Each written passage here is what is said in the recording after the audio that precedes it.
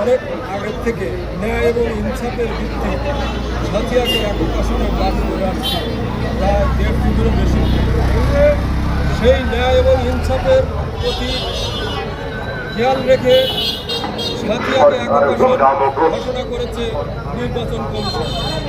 কিন্তু এখন দেখা যাচ্ছে কিছু মহল, সাথিয়ার কিছু গাদ্দাররা এবং বেড়ার কিছু গাদ্দাররা এক হয়ে আমাদের এই ন্যায়ের একক আসনকে কেটে নেওয়ার জন্য তারা পায়তারা করছে এবং কালো টাকার ছড়াছড়ি করছে। আমরা নির্বাচন কমিশন এবং আইনের প্রতি শ্রদ্ধা রেখে বলতে চাই, আমাদের এই একক আসন, আমাদের এই ন্যায়ের রায় যদি কোনো মতো কালো টাকার কালো টাকার বিনিময়ে যদি কোনো মতে আবার বেড়ার সাথে একক করা হয়, তারই আমরা জীবন দিয়ে হলেও রক্ত দিয়ে হলেও আমরা এই সাথিয়াকে একক আসন ফিরিয়ে আনবো ইনশাআল্লাহ।